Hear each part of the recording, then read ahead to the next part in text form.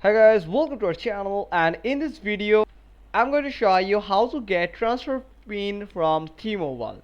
So first you just need to log into your account by using the T-Mobile application, or you can get this application through your Play Store or App Store. Then after logging to your the application, then you will find C plans a button here. You can just click on it,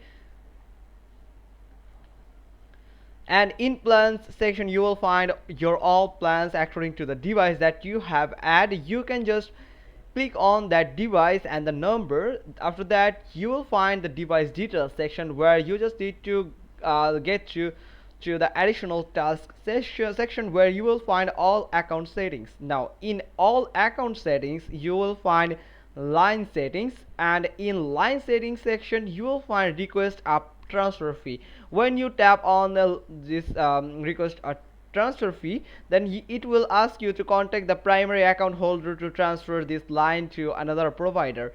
Then you can easily get a transfer pin and you can just transfer or move your phone number to another provider. Hope you got this. If so, then give us a thumbs up, leave a comment below, and thanks for watching. Till next time.